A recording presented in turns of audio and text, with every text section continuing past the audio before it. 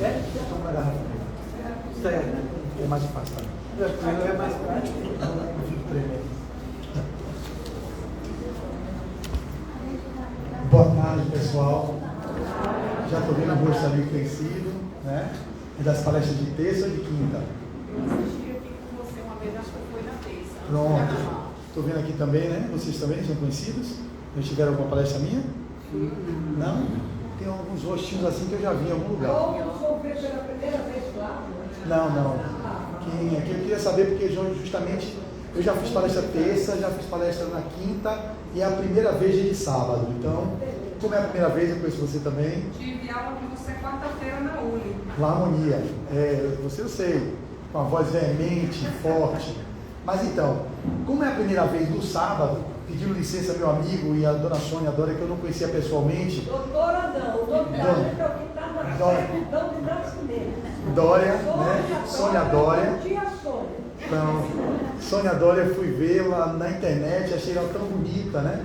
É uma pessoa encantadora. E eu já trabalho com os áudios dela há mais de 15 anos no consultório, fazendo as visualizações, as músicas que ela intercalava, uma meditação e uma música. Aquilo ali, aquele CD já está em minha mão há muito tempo, mesmo antes de eu conhecê-la. Quando ela passou lá pela Ondina, salvo engano, eu tinha algumas pacientes que frequentavam em Ondina e diziam, não, eu frequento Teresa d'Ávila, funcionadora, você não conhece? Eu digo, não, pessoalmente não, já ouvi falar. Passou um período lá no hotel, acho que em Ondina, a parte hotel, não foi? Enfim, daquela época lá atrás que eu já tinha contato com essa realidade desse centro, porém nunca tinha tido a oportunidade de vir aqui. E a primeira vez que vi foi por indicação de uma amiga querida, Renata, que é psicóloga e trabalha também com constelação, que ela indicou meu nome. E a partir daí eu comecei a ser convidado por Nival, e para mim foi uma alegria. Todas as vezes eu vinha nas terças. Esse ano a gente conseguiu organizar para vir terça, quinta e sábado, durante o ano todo, para eu poder contemplar os 3 campos psíquicos da casa. E eu estou vendo que aqui de sábado é o dia mais cheio, né? Mas não há problema. Terças e quintas é o dia que eu venho mais vazio, mas não tem problema. Então, para não encher muito a cabeça de vocês, só para poder saber, quem me conhece aqui, levanta a mão assim, só para eu ver. 1, 2, 3, só. Poucas pessoas. Então eu vou fazer as honras da casa do sábado e durante o ano inteiro eu não faço mais, tá bom? Só hoje. Então, o que é que eu tenho feito? As palestras sempre têm sido, quando me dão a oportunidade de escolher o tema, sempre as mensagens da benfeitora Marta. Quem é a benfeitora Marta? Marta é um espírito que se comunica através de Marcel Mariano, para mim um dos maiores oradores aqui de Salvador e do Brasil, e que ele todas as manhãs, de domingo a sexta-feira, ele traz a psicografia. Quando ela pega às 4h30 da manhã, ele acorda 4h20, prepara o campo psíquico, para que 5 horas da manhã a benfeitora Marta pegue no celular, que é no próprio smartphone que ele disse, com os dedinhos dela, usando o aparelho psíquico dele, né, o aparelho mediúnico, e ela escreve as mensagens, que são mensagens para mim maravilhosas. Ela como Joana são as 2 mulheres desse momento do espiritismo que mais me afinizam, pelo padrão das mensagens, que fala da psicologia profunda, fala do dia a dia, fala das relações com Cristo, o Evangelho, e eu tenho muito carinho por Marta. E nessa história, ele mandava na lista de transmissão no WhatsApp todas as manhãs, como manda para a Sônia, como manda para vários de vocês. E eu chegava também e recebia. Só que eu digo, não, essa mensagem é muito linda. Aí um dia eu perguntei, Marcel, você me autoriza, fala com Marta, se ela autoriza fazer a locução dessas mensagens. Como eu sou da oralidade, né? Eu falo muito pouco, vocês vão ver. Então, adoro falar, eu sou do laríngeo, meu chakra de predomínio nessa encarnação é o aparelho fonador, é o da fala. Eu sou 9 de março, faço 50 anos, então eu faço meio século de existência, quinta-feira que vem. Você é 12? Pois é, então eu sou pisciano, quinta que vem eu faço 50 anos, então nunca pensei em chegar em meio século de vida, é uma data que temos que celebrar. E aí eu perguntei, posso fazer a locução? Ele consultou e falou, pode. Quanto mais pessoas tiverem acesso pelas mais variadas vias, que isso seja feito. E aí tem uma amiga nossa que faz em Salvador um trabalho belíssimo, pega a mensagem dela e transforma em vídeo. Ou seja, com imagens de cada parágrafo. Eu não tenho essa habilidade. A minha habilidade é pegar o microfone e falar. A outra lá em Maranhão, se eu não me engano, faz podcast. Que legal. Então ela distribui podcast. E eu fico fazendo o meu canal do YouTube, que é Flávio Nery de Azevedo, que está lá, as mensagens dela de domingo a sexta-feira. Só não tem sábado. Então eu perguntei, Marcelo, você acorda todo dia 4h20 da manhã? E rapaz, é. E sábado que não tem, você acorda mais tarde? Não, sábado é óbvio, eu acordo mais tarde. Que horas? 4h25. Aí eu falei, realmente é uma disciplina, por isso que não pego a mim. Porque se fosse escolher a mim, a Flávia Nery, para fazer essas mensagens, ela estaria fadada do projeto no primeiro mês. Porque eu não ia aguentar ficar acordando todo dia, não me acorde 4h20 da manhã, que eu não vou dar conta disso. Então ela já, no primeiro ponto, já ia me liberar dessa função. Por isso que eles sabem quem deve consultar e quais são as pessoas que estão mais aptas a fazer. É óbvio que Marcelo também é humano, comum e perfeito. Ele vive cansado, eu vejo, às vezes extenuado nas sextas-feiras. Trabalha na Mansão do Caminho, lá no Centro Espírita Caminho da Redenção, né, que é de Divaldo. Então, ele trabalha com a parte jurídica, também trabalha na FEEB, no CLAU, que é o ciclo de leitura das obras de André Luiz. Então, Marcelo é um cara que eu tenho um carinho especial por ele, e agora esse laço de proximidade com relação às mensagens tem sido mais ainda esse vínculo de afeto que eu tenho por ele e por Marta. Sônia não sabia quem é, mas ele já fala numa live dele que Marta, alguns suspeitam, quem convive com ele, que ela é Marta do Evangelho, mas ela não disse isso. Marta de Lázaro, Maria, Marta e Lázaro, dizem, mas ela não disse. Ela disse sim, ele já pôde publicizar, que ela foi mãe dele lá no século XV, se eu não me engano, 1457, ele fala isso na live. Ela trabalhava como dançarina e bailarina de circo, e ele era filho dela, ele montava o circo para ela. Isso foi uma encarnação, mas ela tem várias encarnações. Então, ele psicografa ela, mas também psicografa outros espíritos, como Leon Denis e outros tantos. Ela faz parte da equipe de trabalho com Joana de Ângeles. Joana de Ângeles, numa live, ele falou também que nunca psicografou através dele, porém ele sabe que tem uma gestão maior de Joana com esses espíritos que trabalham na mesma caminhada que ela. Então, dito isso, eu hoje vou falar de uma mensagem dela escolhida por Nival, que antes ele pedia que eu escolhesse. Digo, Nival, veja aí, já que você ouve os áudios, perceba o que você acha que a casa necessita. É melhor, porque eu não fico dizendo o que eu quero falar. Vocês percebem, e aí eu vejo se tá ok com o que eu sinto também, e a gente escolhe. E Nival escolheu essa mensagem, que foi publicada no dia 15 de fevereiro de 2023.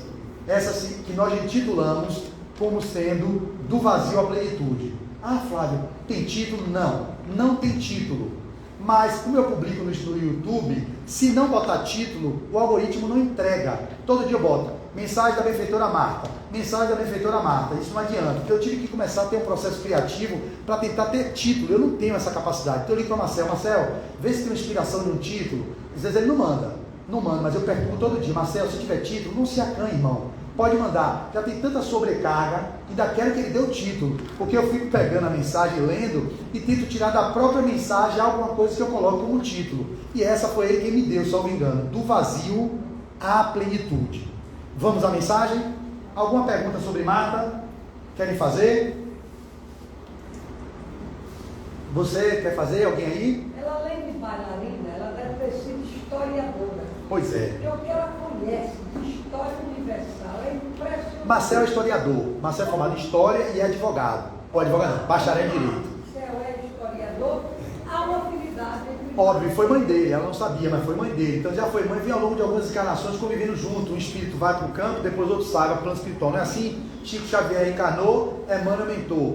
Aí Emmanuel agora está encarnado, com 22 anos lá em São Paulo. Chico Xavier deve estar lá de lá tirando o couro dele, né? Que Emmanuel tirou o couro de Chico, né? Dizia que jogava duro em Chico. E aí Chico agora falou, Emmanuel falou, quando você estiver lá de casa, você vai ver como é difícil conduzir quem está encarnado no corpo, é muito difícil. E aí sim, para fazer uma citação dessa obra maravilhosa, que durante a palestra eu vou falar um pouco, eu estou terminando de ler esse livro 50 anos depois, óbvio que faz parte do romance de Emmanuel. Um dia eu virei aqui falar sobre essas obras também, porque são maravilhosas. Então quem não leu há 2000 anos, 50 anos depois, Ave Cristo, Renúncia e Paulo Estevão, não está encarnado. Está perdendo a oportunidade singular de ler as 5 melhores obras mais incríveis da literatura espírita. Não é só da espírita, da literatura mundial. São 5 romances mais incríveis. Dentre eles, Paulo Estevão e Renúncia são os mais lindos.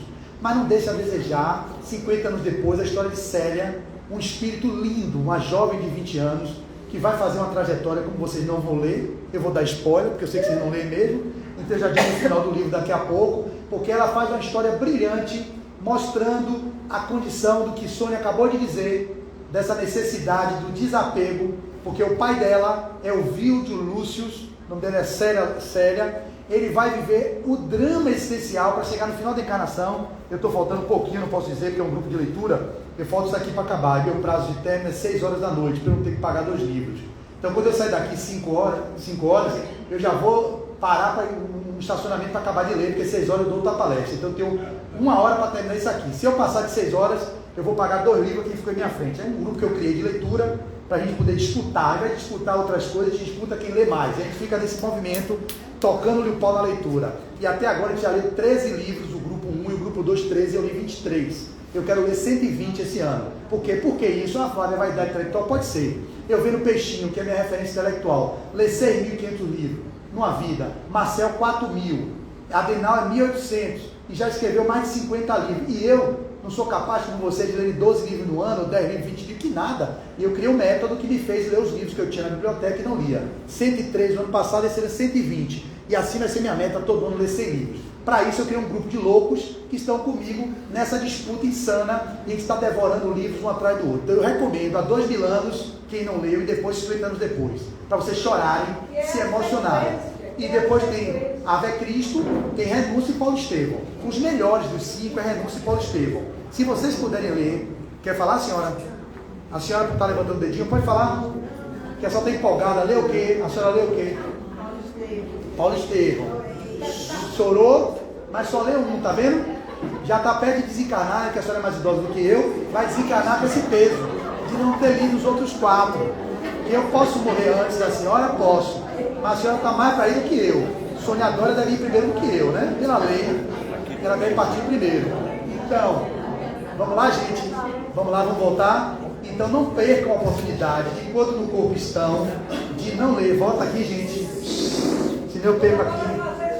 Vamos lá, gente. Já entusiasmei a leitura, vocês vão ler, eu sei. Isso é o propósito mesmo, incentivar a leitura, porque a gente tem 2 asas. Hoje de manhã eu falei sobre o mensageiro do amor, do livro de Neil Lúcio, Jesus no Lar. E lá vai falar sobre homens que Jesus mandou, que Deus mandou, na ciência, na medicina e na arte, mas ninguém desenvolveu o amor. Então, antes do saber, para a gente crescer, tem que ter o saber e o amor. Mas antes do saber, é preciso primeiro amar. Então, aqui no livro, ela vai exemplificar o verdadeiro movimento do amor na prática, que é sério. Então, por isso nós precisamos ler, porque o conhecimento intelectual, ele antecede a evolução moral, mas um depende do outro, está no livro, na codificação. Então, você, para crescer moralmente, é preciso crescer intelectualmente. Ah, Fábio, mas como assim? Tem várias pessoas que são semi-analfabetas e que são muito mais desenvolvidas moralmente do que vários intelectuais, não é isso? Não é? Haja visto os PhDs, os doutores que estão aí vivendo essa corrupção e essa mazela que a gente vê no nosso país. Então não é o título acadêmico nem o desenvolvimento intelectual que vai determinar que a pessoa está moralmente mais elevada. Mas as pessoas que hoje estão no nível de moral elevado é porque já desenvolveram o intelecto também, em alguma encarnação. Chico Xavier tinha o primário, uma evolução moral incomparável. Intelectualmente por dizer que não, porém já viveu antes e muito. Divaldo, 2º grau completo, mas já viveu antes e já desenvolveu o intelecto muito. Às vezes a gente vem numa vida com atributos do espírito para desenvolver outras habilidades. E, portanto, colocamos em segundo plano, talvez, o lado do desenvolvimento. Não foi alfabetizado, minha avó mesmo era semi-analfabeta, não fazia um ó com copo. Porém, era de uma moral bastante elevada. E não fazia um ó com copo. Minha avó disse: seu nome, não sei, meu filho. Não sabia escrever. Mas minha avó sai do corpo, ela vai assumir o personagem em uma outra vida que pode trazer todo o arcabouço de conhecimento de uma vida em que ela foi uma doutora, ou de que ela foi uma PhD, ou que ela foi alguma coisa na ciência. Pode. Então entendam assim, não é que vocês vão esperar desenvolver o intelecto para depois crescer moralmente. É concomitantemente trabalhando o intelecto e a moral. E de preferência vivendo aquilo que vocês aprendem nas leituras e nas palestras no dia a dia, que eu não vivo. Eu sempre falo isso. Tudo que eu digo a vocês aqui não necessariamente eu viva, mas eu falo para que um dia eu possa viver. Ah, você é hipócrita? Sou. Eu sou hipócrita. Em algumas coisas eu sou hipócrita. Porque nem tudo eu posso falar para vocês aquilo que ainda permeia a minha vida de dores e de iniquidades. Porém, eu já sinto que eu caminho mais e melhor do que no passado. Então eu não estou mais aquela música: eu sou maior do que era antes, estou melhor do que era ontem. Eu sou filho do mistério e do silêncio. Somente o tempo vai me revelar quem sou. Essa música de Danny Black e Milton Nascimento é a melhor música que eu me identifico. Tem uma outra que é de Flávia Ferro, que eu cantava muito no final das minhas palestras, porque representava muito o que eu vivo.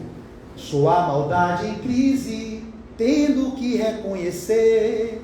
as fraquezas de um lado que nem todo mundo vê. Fiz em mim uma faxina e encontrei no meu umbigo o meu próprio inimigo que adoece na rotina. Eu quero me curar de mim, quero me curar de mim, quero me curar de mim. A música é linda, é ela entrando no processo de autodescobrimento da cura dela própria, em primeiro lugar reconhecendo: sou malvada, sou corrupta, fofoqueira, malandra, fofoqueira, moralista, interesseira, e dói, dói, dói me expor assim. A música é linda, eu posso mandar depois para a Nivó e distribuir no grupo de vocês aqui. Ela é uma música que marcou vários grupos de autoconhecimento no catolicismo, nos encontros budistas, nos encontros espíritas, pedindo autorização a ela para poder falar e cantar as músicas nos retiros espirituais, porque é uma música de autodescobrimento profundo. Então é preciso desnudarmos-nos, vulnerabilizarmos-nos, para que a gente possa olhar as mazelas que a gente traz e fazer o desenvolvimento para o mais, para aquele lugar que é a plenitude que todos um dia estaremos. Porém, ninguém faz isso sem reconhecer a sombra. Por isso que o caminho é ir para dentro, não ficar indo para fora. Então Marta vai dizer assim: em tempos de tanta exaltação da vida, a morte se constitui no seu contraponto. Vai falar da imortalidade e vai falar sobre a vida vazia. Por isso que o nome da mensagem que Marcel deu foi do vazio à plenitude. Preste atenção. Fala-se em ganhar a vida, gozar a vida, aproveitar a vida, esquecer a morte, anestesiando sua incidência, porque é a vida que realmente tem valor. A gente já sabe que ninguém morre, não é isso? O Espiritismo matou a morte.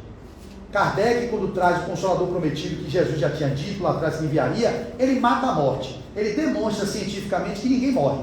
Através do grande laboratório das pesquisas nas mediúnicas, ele vai trazer o exemplo e a comprovação da imortalidade da alma.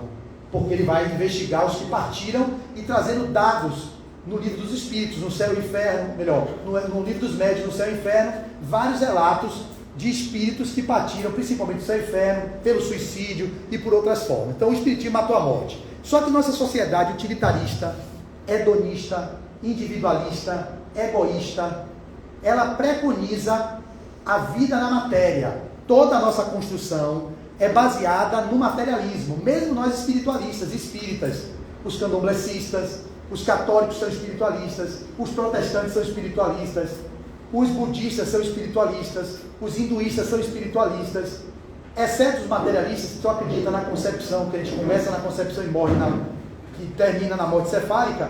A maioria da população mundial é espiritualista, porque são muitos budistas, muitos hinduístas, muitos católicos, não são? Não somos? Mas nossa sociedade é extremamente materialista, porque a gente vê tanto nível de suicídio, tanto nível de depressivos, porque botam o tesouro onde estiver o seu coração, onde estiver o seu tesouro, ali estará o seu coração. Onde é que essas pessoas estão colocando, inclusive nós, o nosso tesouro?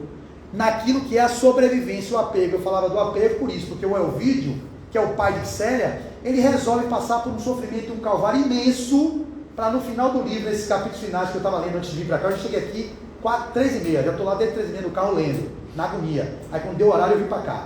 E aí de repente ele vai, se encontra com a filha. Eu não vou contar a história porque é muito doloroso, é lindo demais. Se vocês verem, vocês dizem: Flávio, obrigado por me indicar esse livro, é lindo demais. Eu já li 3 vezes e já ouvi 5 vezes. Como ouvi a radionovela dele, como tem há 2000 anos, tem Nosso Lar, tem ele também. Só que não é áudio, não é áudio, como é que faz para... Não é audiobook, não, que pega o livro e fica lendo. Não, é interpretação dos autores, dos atores que fazem as interpretações das novelas internacionais. Radionovela, isso. É radionovela. Quem é aqui no tempo do Ronca, aquela senhora ali que já saiu e desencarnou, foi? E ela saiu, ela foi para onde a véia? E eu matei a véia.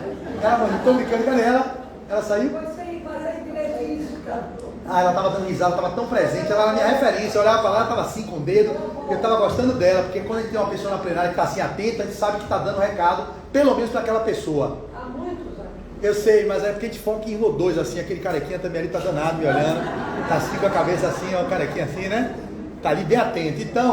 Então essa questão, quando a pessoa está perto de morrer, é que resolve se desapegar. Foi o que ele fez. Quando ele estava para bater a caçuleta, né? Que fala bater a caçuleta, aí ele estava para bater a caçuleta, ele se encontra com a filha que vira uma apóstola do Cristo e faz todo um caminho de cultivo da natureza, desapego aos bens materiais. Ele está agora voltando na parte que eu estou lendo, indo para casa e dizendo à filha: eu vou dar tudo que eu tenho, eu vou dividir em 3 partes, uma parte de vocês, uma parte de fulano, eu vou entregar aos pobres, e a minha parte eu vou fazer o que eu quiser. Aí vai começar a querer fazer coisa de creche, cuidar de criança pobre. É todo um trabalho de altruísmo, já quando está para poder ir para o féretro.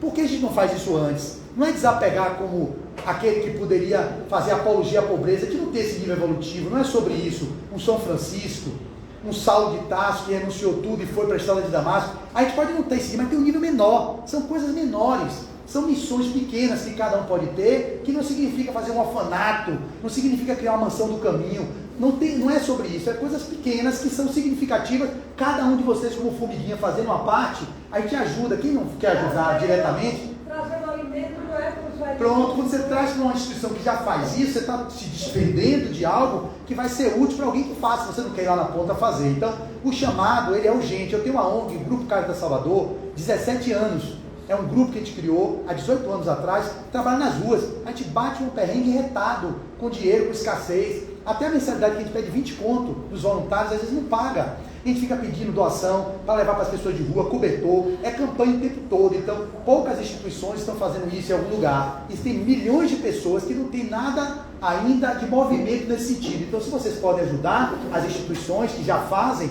é uma boa saída. Se vocês não têm a predisposição de criar uma ONG, vocês sejam servidores de alguma ONG. E assim vocês podem também cumprir a tarefa de vocês. Então, a gente só pensa na morte. Só pensa que viver no corpo é para manter a sobrevivência orgânica da argamassa celular. Mas a gente esquece que a gente é espírito imortal. Eu falava de Allan Kardec, que matou a morte. O espiritismo matou a morte. Porque ele demonstrou que ninguém morre. Se ninguém morre, a gente tem que investir nos valores do espírito, que são os bens inalienáveis, que a traça não corrói, que o ferrugem não corrói e o ladrão não rouba. Se a gente investe nisso, busquei o reino dos céus, que o demais será dado por acréscimo. A gente fica buscando o reino da terra, buscando o reino da terra. Aí vem o vazio essencial. Tem tudo e não percebe porque está vazio e porque se sente tão desamparado.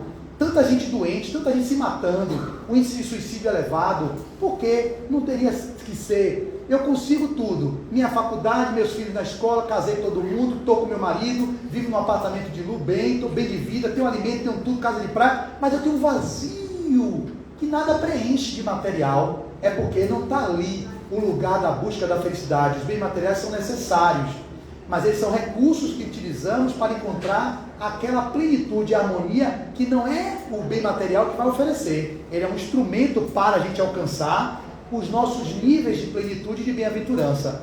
E ela vai continuar dizendo: certamente que entre esses defensores e propagandistas da vida estão aqueles que fizeram tais afirmações em cima da plataforma materialista, onde a combinação de saúde e dinheiro conclama qualquer um a situar a vida como a panágio maior da existência.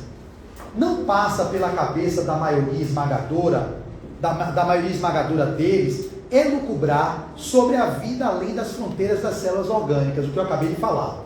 Uma possibilidade de se existir, além do... Ela usa esse termo que eu acho massa, o estojo de ossos, o estojo de cartilagens e ossos. Nós somos um estojo, que lindo, porque Victor Hugo usa o escafandro, São Francisco de Assis usa o jumentinho, é o corpo físico, é o jumentinho dele que ele entregou para a terra.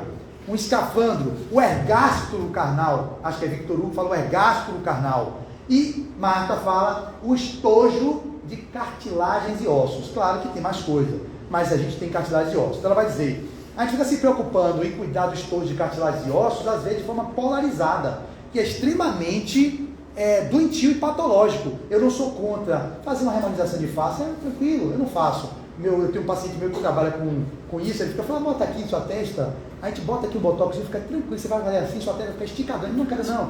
Esse bigode que se deu assim aqui, ó, você vai preencher com ácido hialurônico, vai ficar belezinha. Ele, não vou não, pai, deixa meu bigode chinês aqui mesmo. Eu vou envelhecendo, olhando, eu vejo a decrepitude. Eu trabalho com idoso há mais de 20 anos também é uma população que eu cuido muito, e eu vejo a decrepitude minha, eu vejo os flancos que eu não consigo mais tirar, o metabolismo caiu de uma forma avassaladora, que antes eu consegui 2 meses tirar 2 quilos, hoje para poder tirar 2 quilos eu tenho que levar 2 anos.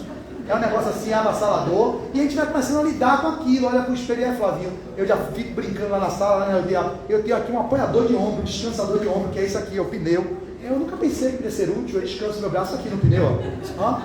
É como se fosse um descansador de braço. Então a gente percebe que o corpo já não atende mais as demandas que a gente está mandando, porque eu jogo vôlei, minha mente quer subir para bloquear e dar uma cortada. Eu sei que a cabeça está boa, quer dizer assim, envelhece a mente, mas quando eu pulo, não dá, o ombro descoloca, minha coluna arrebenta, olha, o joelho dói, o que é isso? Todo arrebentado. Então a gente vê que não tem como, a gente vai ter que lidar com o envelhecimento e ter a caridade de ter amor por esse corpo, por esse jumentinho, que é ele o instrumento do nosso crescimento, da nossa evolução. É ele que me oportuniza estar aqui, do jeito que ele pode estar, que é desse jeito que está aqui. Sua fisionomia é conhecida, você é conhecido, né? Eu sou filho, irmão de Renato, eu consigo. Sua fisionomia é conhecida. Você é irmão de Renato que me indicou para vir para cá? A psicóloga que trabalha com o Coni? São consteladoras? Eu não sei, só se eu vi foto. Você também tem a Andréa, né, que é dentista. Tem Renato, tem você. Você, eu nunca vi não, mas acho que eu olhei para a sua fisionomia parecido com ela, fiz associação. Mas vamos lá. Então, continua a benfeitora. Uma possibilidade de se existir além do estojo de ossos é campo da filosofia e da religião. É a filosofia e a religião que demonstra a possibilidade de viver além do estojo de cartilagens e de ossos. Incabível numa vida que deve ser fruída enquanto o corpo exibe vitalidade e robustez. Vamos avançar. Depois tudo passa. Sempre que as circunstâncias constrangem o ser a examinar essa alternativa, a quase totalidade dos indivíduos, por automatismo, prefere postergar esses raciocínios aqui, ó, para o crepúsculo da existência, quando as forças orgânicas começam a evidenciar de maneira mais enfática seu declínio. É sincrônico.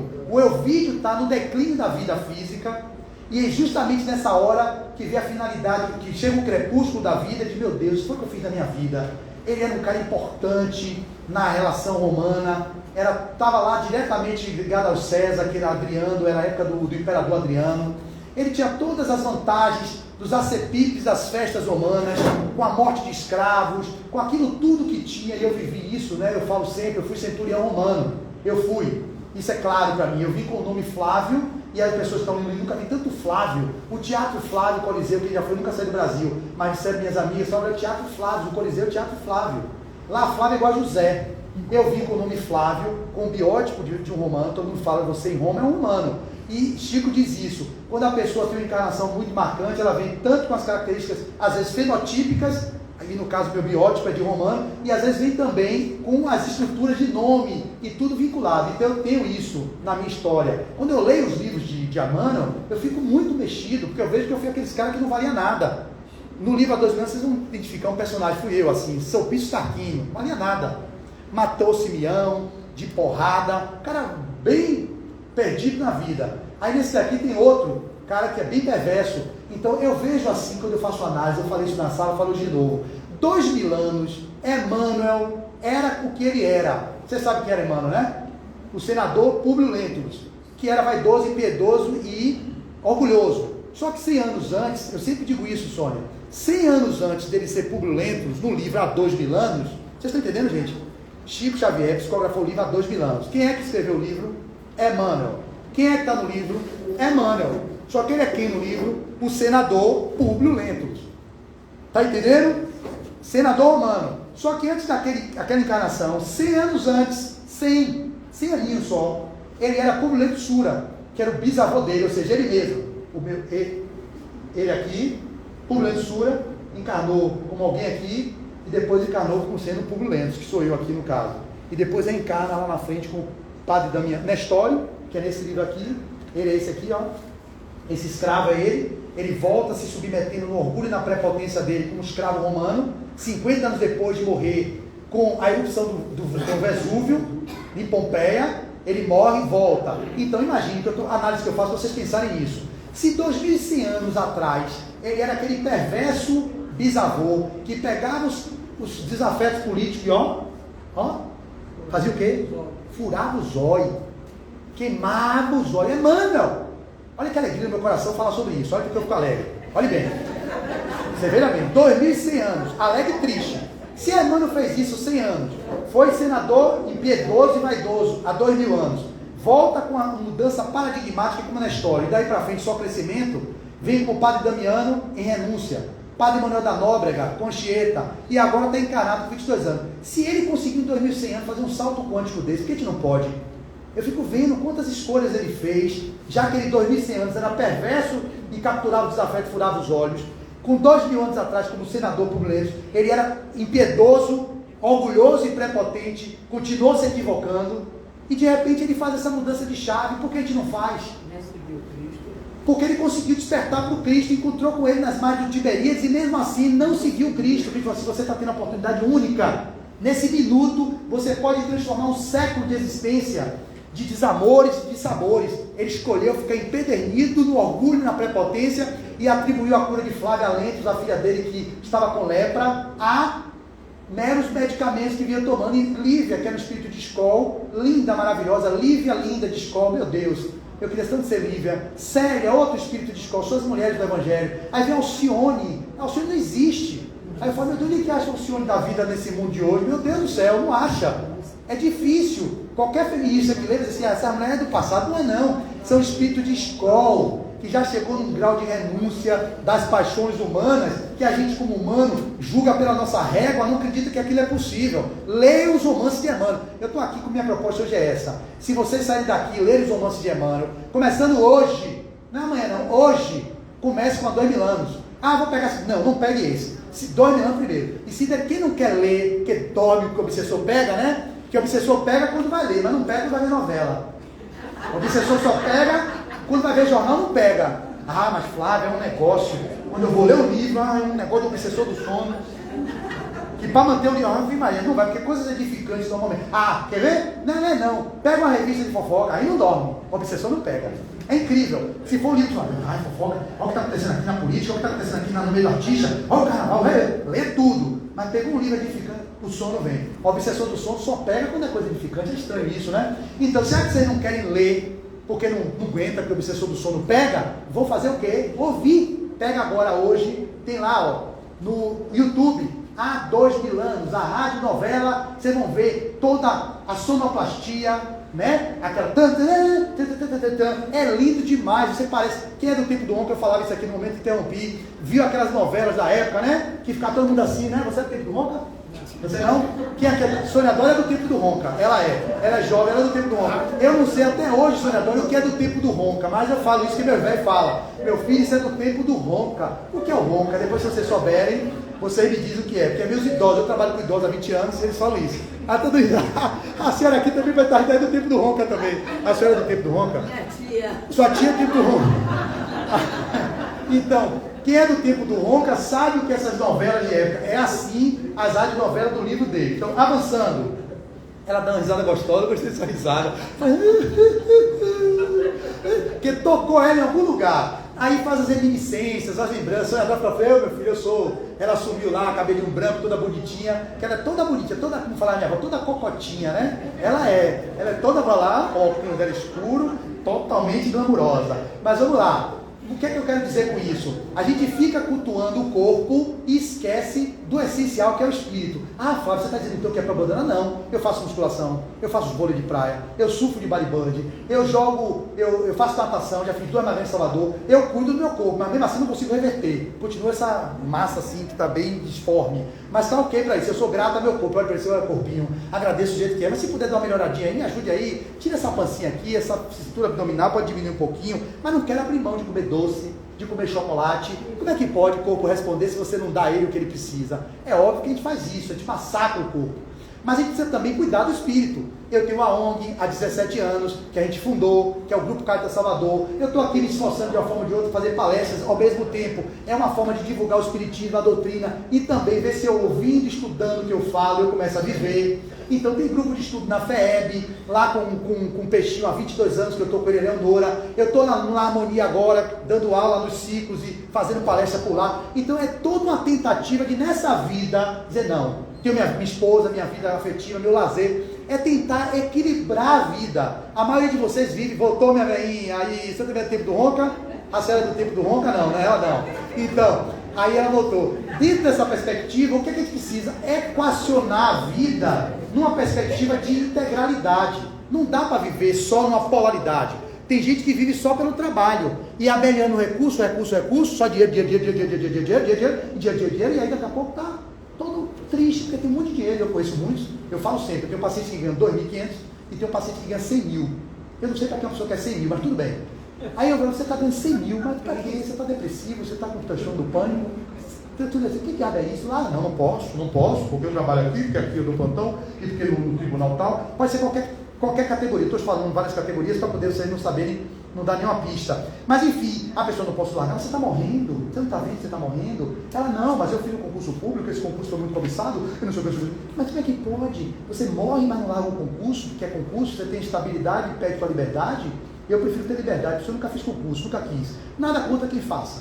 Quem faz, tudo bem, mas eu não quis. Minha mãe fazia, você tem que fazer concurso? Não quero. Não trabalho nenhuma manhã, não trabalho segunda nem sexta. Minha vida é só terça, quarta e quinta de tarde, e um domingo eu faço um curso lá em casa. Não acho de Deus trabalhar de manhã cedo. Pegar paralela, 7 horas da manhã para chegar no trabalho, 8 horas da manhã. Isso para mim não é coisa de Deus. Mas vocês acham que é de Deus? Continue. Para mim não é de Deus. Então o que foi que eu fiz? Eu arrumei minha vida para trabalhar de tarde e de noite. Posso até trabalhar 10 horas da noite, 11 horas. Sem trânsito, saio no consultório, vou para casa. Que maravilha. Mas pegar uma BR, eu mando os meus filhos. Para pegar a BR-324 de manhã, baby, eu já chego transtornado, eu já sou transtornado. E com um dia desse, repleto de transtornos de cozinha, eu não sei como é que vocês conseguem viver em paz. Então não é de Deus para mim trabalhar de manhã. Respeito quem trabalha, ok? Porque se não tivesse vocês que trabalham, a vida não poderia acontecer. Mas vai ter alguns que não gostam, né, desse horário de manhã cedo para trabalhar. Então nunca quis isso na minha vida. Então, ela diz assim, continua, morrer, passar dessa para... antes ela fala o seguinte, sempre que as circunstâncias constrangem o ser a examinar essa alternativa, a quase totalidade dos indivíduos, por automatismo, prefere postergar esses raciocínios para o crepúsculo, já li. Vamos silenciar aqui, vem comigo. Para o crepúsculo da existência. Quando as forças orgânicas começam a evidenciar de maneira mais enfática seu declínio. Aí fala, morrer, passar dessa para melhor, alcançar o degrau de cima, descansar na vida eterna, são ótimos passatempos de idosos, do tempo do Ronca, sem metas e religiosos com cheiro de sacristia. Gente nova e robusta tem mais que prestigiar e desfrutar a vida enquanto é tempo. Ela está afirmando algo, mas ela vai contrapor. É o que a sociedade pensa. Esse negócio de pensar na morte não é para a gente não. Jovem tem que desfrutar a vida enquanto é tempo. Deixa isso para religiosos ou idosos que estão já no crepúsculo da existência. Ela vai mostrar que não. Depois tudo passa. Cada parágrafo ela diz assim, depois tudo passa. Ligeira observação nos anais da história nos dará certeza de que o palpitante assunto não é tema recente.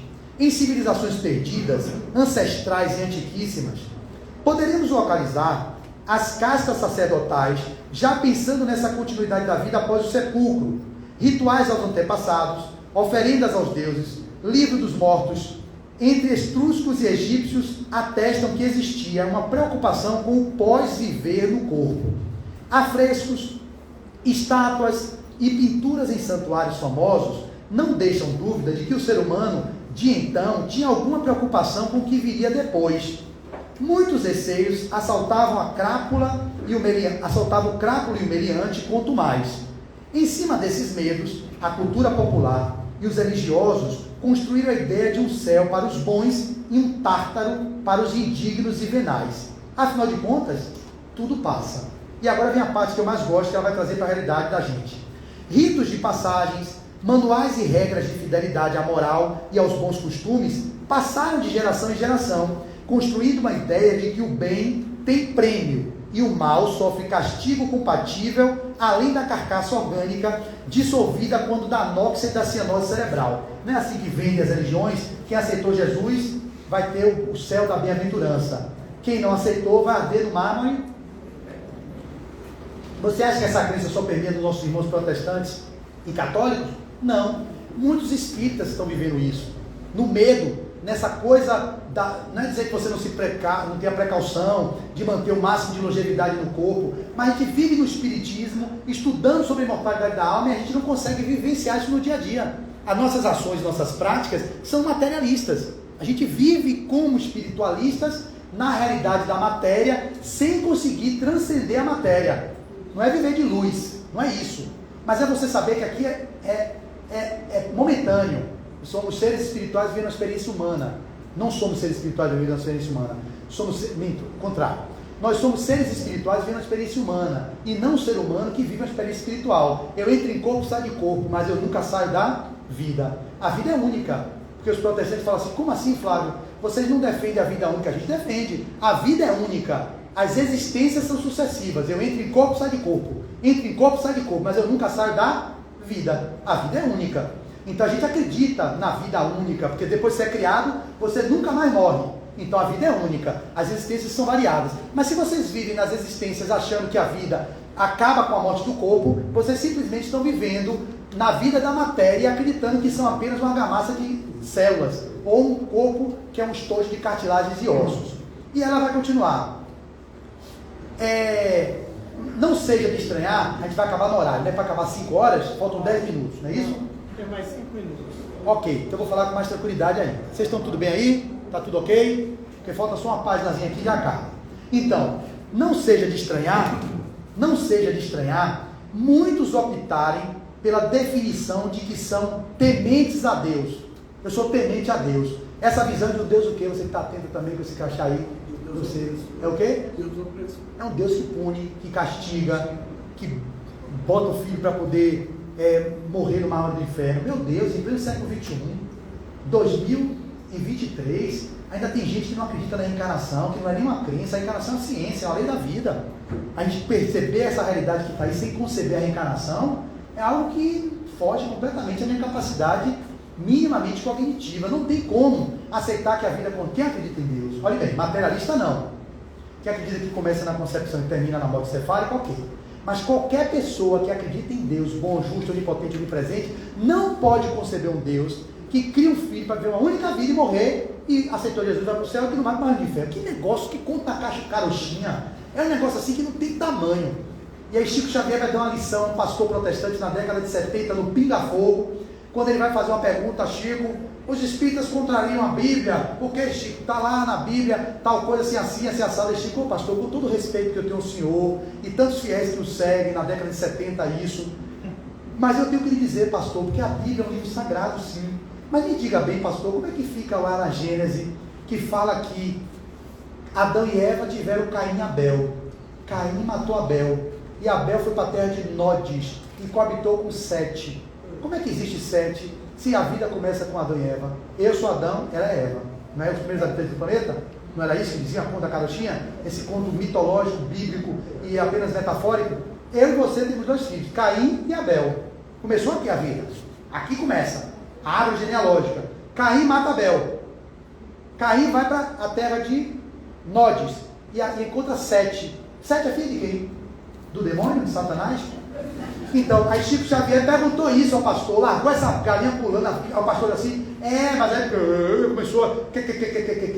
Então a Bíblia é um livro sagrado sim, mas deve ser lido de acordo com o contexto histórico que foi escrito, e é por isso que tem um Velho Testamento, que são as leis de Moisés, o Novo Testamento, que são as leis do Cristo, que foram os apóstolos, os evangelhos canônicos, né, de Mateus, Marcos, Lucas e João, e vem o Espiritismo, que é a terceira revelação, que vai trazer o desnudamento, tirar o véu da forma alegórica que o Cristo usou, as parábolas e tudo, que são atemporais, para que a gente possa fazer a leitura em pleno século XXI. E o povo está lá preso nesses dogmas que prendem, e a gente no Espiritismo tem feito a mesma coisa em alguns casos.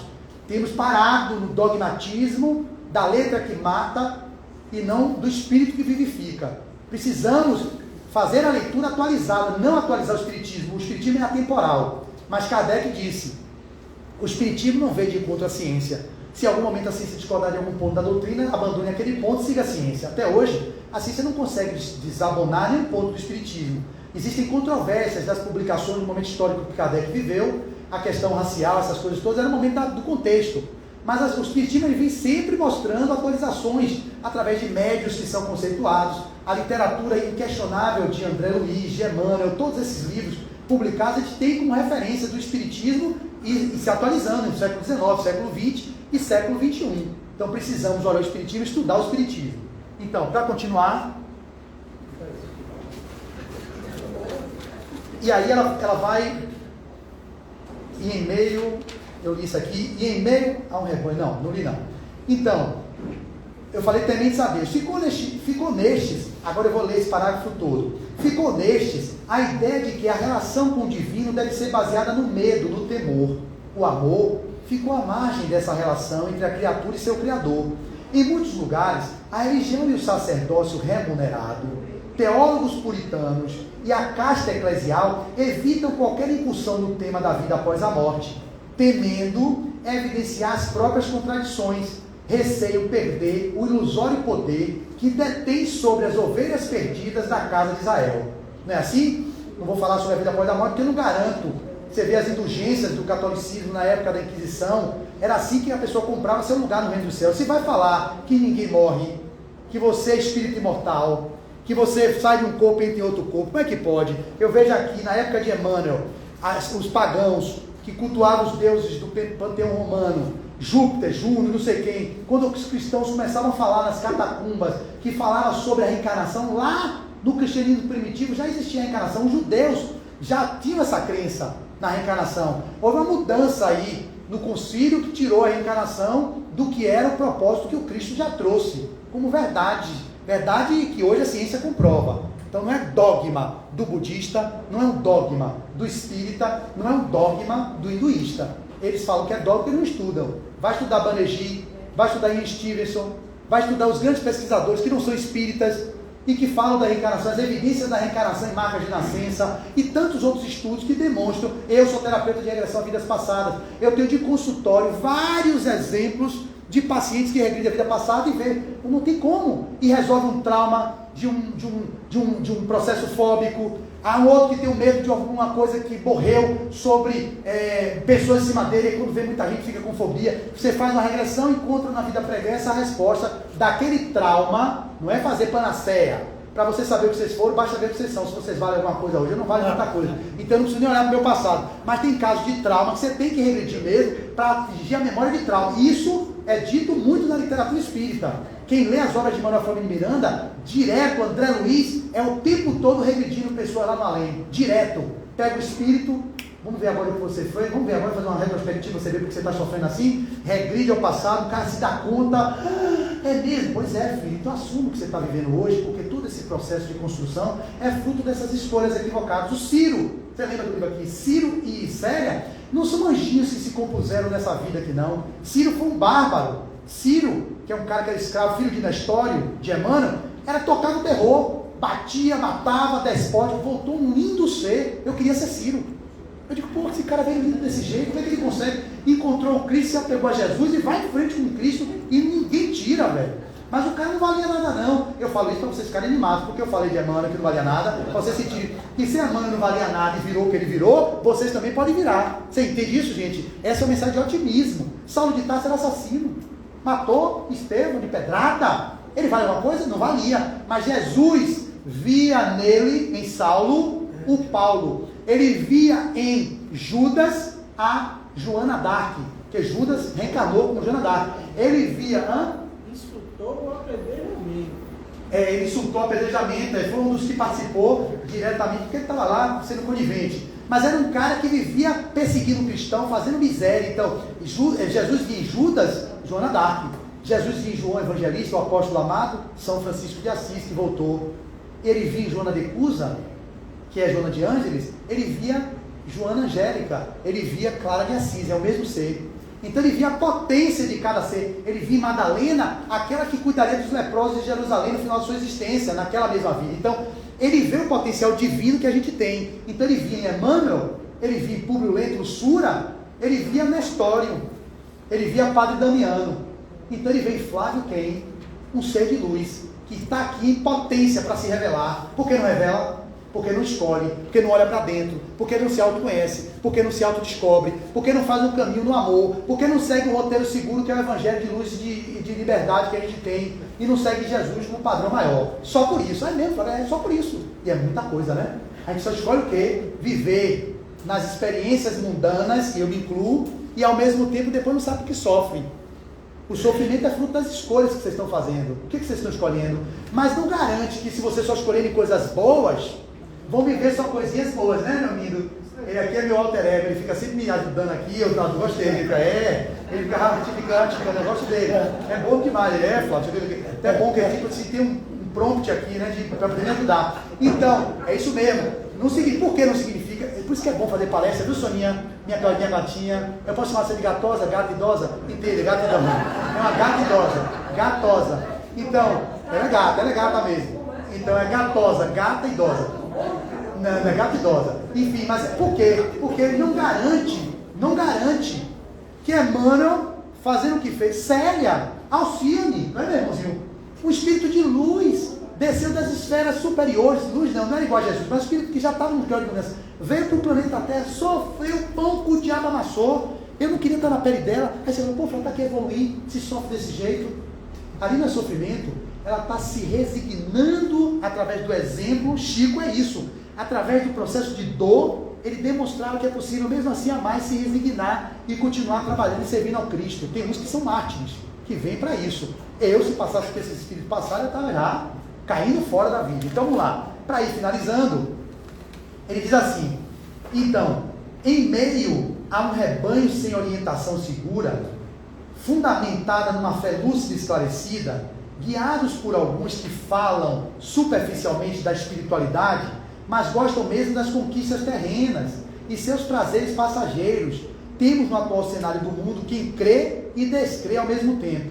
Ora afirmam ter certeza, no minuto seguinte entregam-se ao vacilo da fé instável, agarram-se desvarados a livros e bordões de ocasião, acreditando que a simples crença e a adesão a uma estatística no seio de uma doutrina é credencial suficiente para garantir o voucher de acesso aos campos elíseos.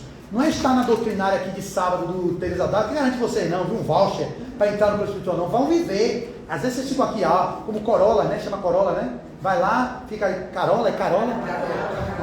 Como Carola de igreja ali, eu vou todo sábado para o Harmonia, eu vou todo sábado para o Teresa D'Ávila, eu vou na terça, não falta meu domingo. E pensa que aquilo ali, tudo bem, já é alguma coisa, mas não adianta ficar vindo para a doutrinária e não exercitando no cotidiano os postulados que vocês estão amealhando. Senão ele diz, porque vem assim, aqui muito foi dado, muito será cobrado, quem cobra é o Deus punitivo. Não, onde é que está escrita a lei de Deus? A senhora que deu uma risada gostosa. Isso, como é que está escrita onde? Está escrita onde? Onde é que está escrita a lei de Deus? Na própria consciência. Se você tem a lei de Deus na consciência, você é Deus. Então você não tem ninguém lhe punindo por fora. É você entrando no complexo do arrependimento, que não é da culpa, que não deve ninguém carregar a culpa. Eu me arrependo, porque eu sei que eu fui um centurião covarde e fiz barbaridades no Coliseu de Roma. Quebrei na porrada mesmo muitos cristãos. Ok, mas não quebro ninguém, não matei ninguém nessa vida e pretendo matar.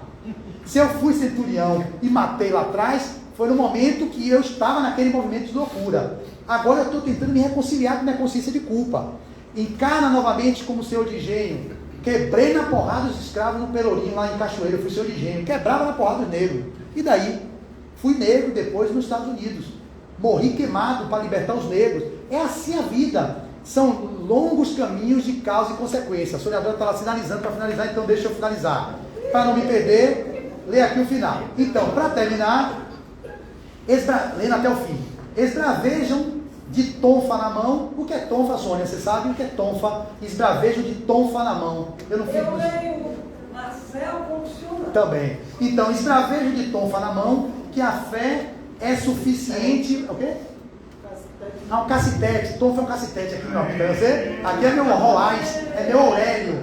Então, esbravejo de tonfa na mão, que a fé é suficiente para assegurar a salvação. Qualquer outro campo de análise filosófica ou científica é por automatismo de defesa, rejeitado de imediato. O crente tem de ser tragado pela força do argumento e por isso se escuda no argumento da força dogmática, castelo onde oculta a própria ignorância acerca dos vastos horizontes da vida. Não estão errados, estão apenas no limite de suas possibilidades de compreensão nesse momento evolutivo. Não os ataques por causa desse comportamento. Também já procedeste desta forma em algum momento de tua longa jornada. Hoje tens um pensamento mais dilatado e a morte não te parece o fim da vida, mas tão somente o abandono do veículo cujo motor ficou sem óleo para continuar a viagem. O chofé abandona o carro na margem da estrada e segue a pé. O estágio na corporalidade pode ser longa, 1 minuto, Soninha, O estágio da popularidade pode ser longa, centenária, mas isso também passa. E ele, o divino amigo, nos garantiu ter vindo para nos doar vida, e vida em abundância. Ao terceiro dia ressuscitou dentre os mortos, fazendo da noite tumular uma primavera de bênçãos. Olha onde termina, só falta isso. Uma primavera de bênçãos, olha. Uma primavera de bênçãos.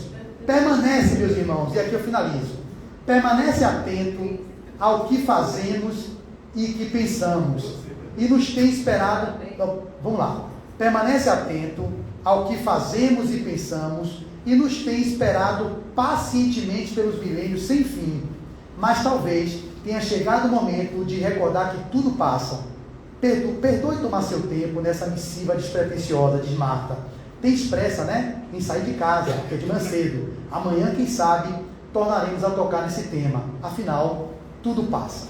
O que não passa são aquelas aquisições que vocês têm e que isso ninguém lhe rouba, nem a traça vai corroer e nem nada vai conseguir tomar de vocês. Então, invistam no espírito imortal que vocês são, porque o resto será dado por acréscimo.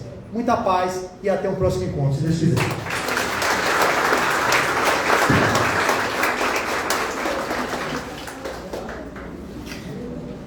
Aproveitar aqui e fazer o sorteio. Você não viu o livro? O livro. Legal? Pergunte aí sobre o livro. Sorteio está aqui, mas o livro.